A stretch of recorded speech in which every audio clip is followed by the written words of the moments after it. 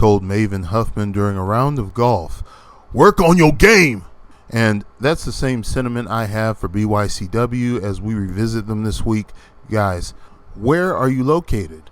Who are you? You say that you are backyard, and as an elder statesman, I like that stance.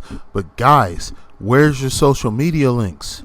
Just in case anybody was interested, I checked the channel info and I checked the video info by clicking more, and nothing is there, guys. You guys got to do better. That goes for a lot of backyard promotions. You guys have got to put info, card information, who's facing who in this particular episode. There's also the matter of the typo in the title of this particular episode of Havoc TV. We forgot to put the W in the BYCW, but I digress. Let's get into this episode, shall we? Featuring Pogo taking on Loco Azul. And right off the bat, I want to compliment the wonderful quality of that banner right there. I love that.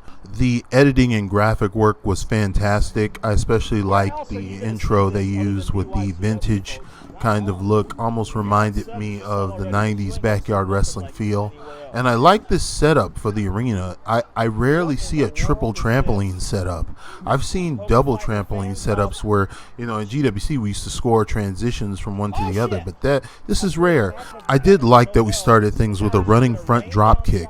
I thought it could have been much faster, just to kind of increase the surprise element on Pogo, but still, it was a good choice, to be different, and we didn't start off with some, standard, elbow collar tie-up. I especially like this catch counter that's turned into a sit-out powerbomb. That was very nice. And once again, I have to lecture the backyard wrestling community. The referee cannot be in outer space. You are part of the match. Guys, talk to your referees. Let them know that they're working the match too. You can't just walk off and shrug your shoulders like that. You just screwed up the story. Jesus.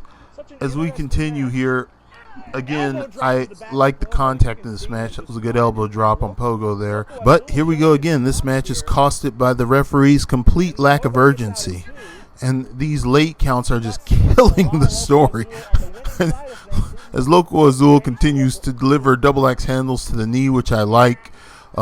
It's good leg work, although it will have no bearing on the story going forward. But I do like the variation in the offensive story there. Look at that. Very good clothesline cutoff. Could have had a little bit more whip to it, but I did like it.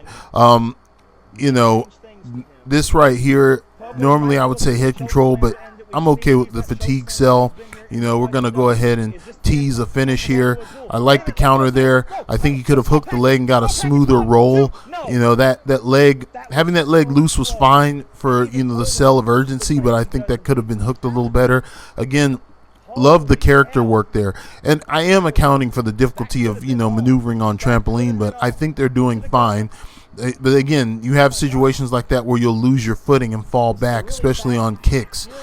The headbutting was a little nonsensical at that point, but I think it works really well for the character of Loco Azul, so I'm okay with it. A little bit of visible communication there, had to deduct. At this point it should all be, and I thought that punch there, the cutoff punch, needed to be a little bit closer.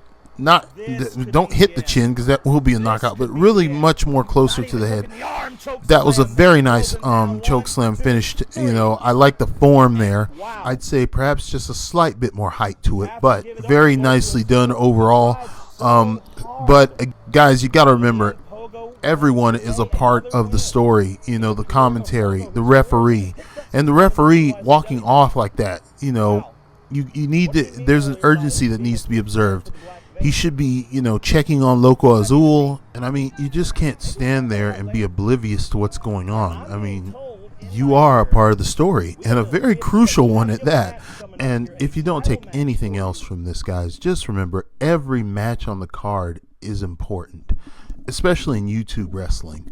Guys, you can't just throw a bad opener out there. If your audience watches a bad opening match or an opening match that is that flawed, it's gonna discourage them from even continuing your hour-long, or in some cases for some of you all, notoriously 2-hour long broadcast. It's not good to have these kinds of mistakes visible. So, just a little tip there. Never half-ass your shows. Every match on the card has a role in getting your product over.